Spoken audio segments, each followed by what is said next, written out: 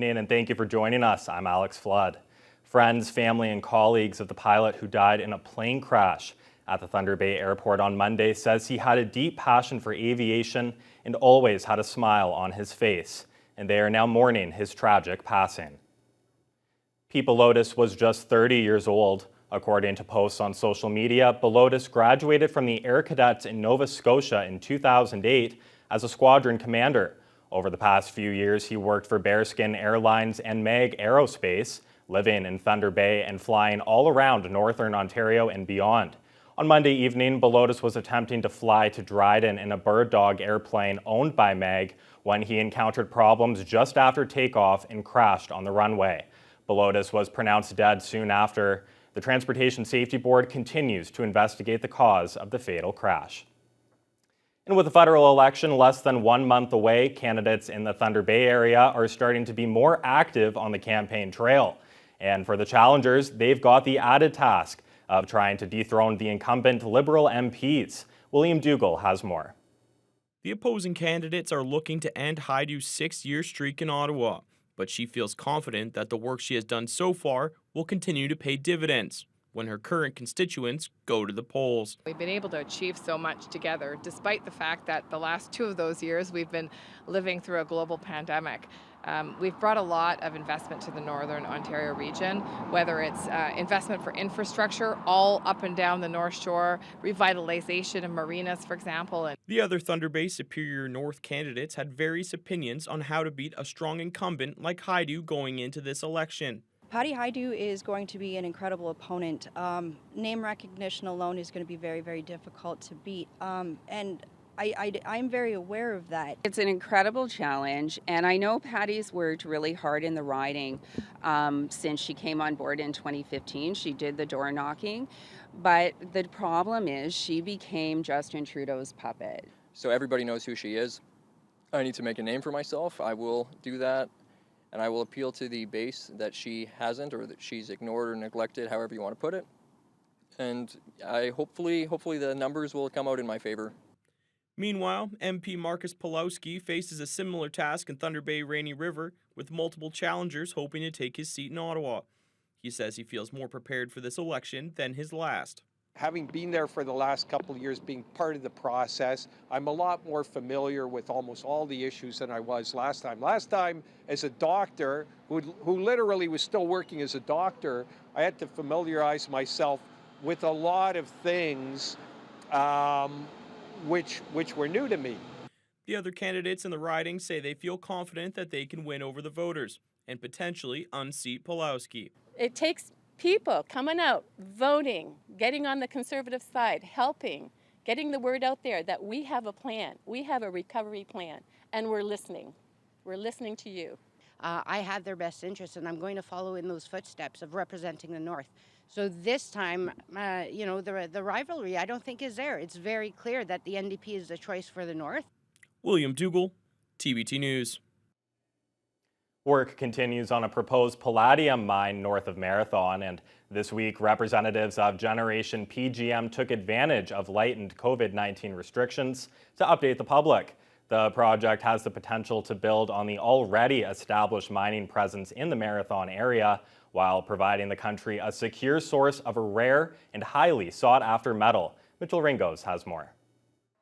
A small barbecue served as a backdrop for Marathon area residents to see where planning, surveys, and applications for the mine, which in addition to the palladium will also produce platinum and copper, currently stand and what benefits the town could experience should it go ahead. One major driving benefit is the economics. We're looking at 1,200 construction jobs with 300 permanent jobs over a 13-year mine life. Palladium has many uses, including catalytic converters, groundwater treatment, and electronics. Those plus many more applications make it a strategic metal in Canada, and fortunately the Thunder Bay District is a known source. Really, palladium only comes from 2 main places. It's Russia and South Africa.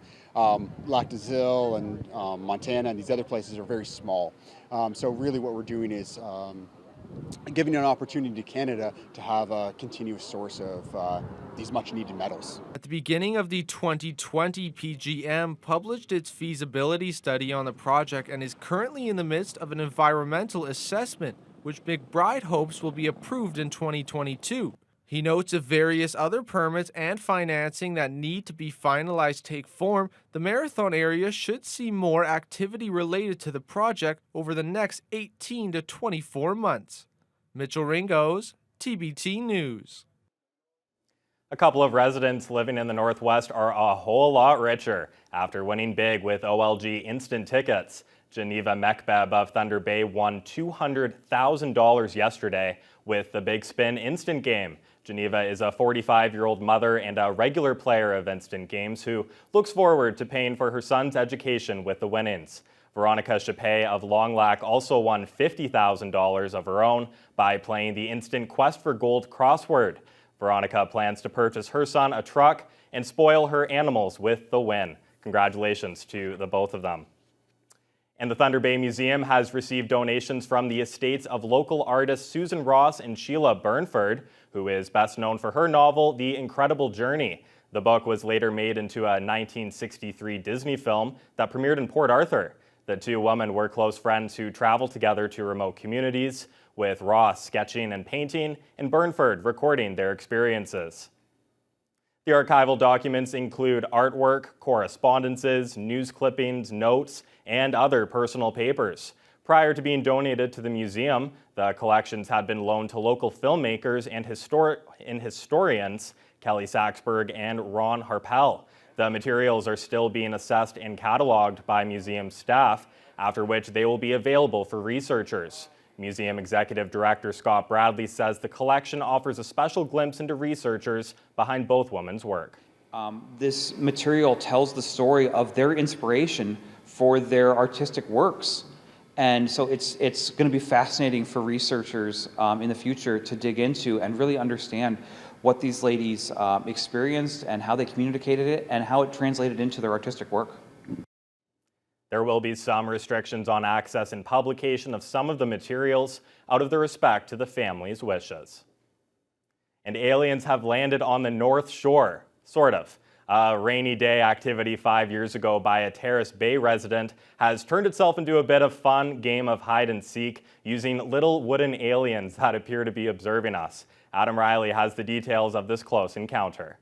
If you take a walk through a neighborhood in Terrace Bay or Schreiber, you might see little green men. And no, you aren't hallucinating. You are seeing little green men.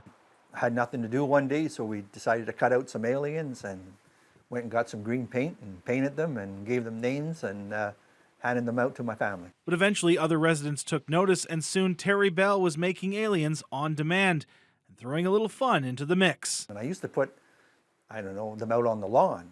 And then people would come and say, well, I want an alien to give to such and such for a birthday.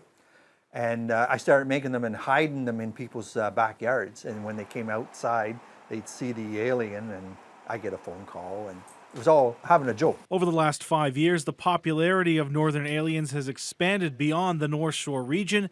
And Bell has been getting requests through his Facebook page, Northern Aliens, for aliens, who have been photographed in all sorts of places, engaged in various activities, or supporting various causes and sports teams. People have my aliens that have been to Roswell and looked at an alien that, in the museum and that.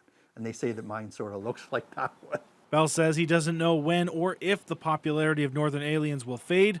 All he knows is that he will keep getting a kick out of where they will appear next.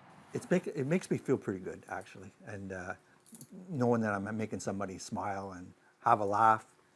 We certainly all need a laugh once in a while. And we'll have to do it until, as long as there's a good laugh and a good smile, we're going to keep on doing it. Adam Riley, TBT News. Meanwhile, the first Amazing Race Thunder Bay took place today in support of wetland conservation, where 12 teams of 4 raced across the city to different businesses, completing timed challenges to be considered the top team. Mitchell Ringos has those details.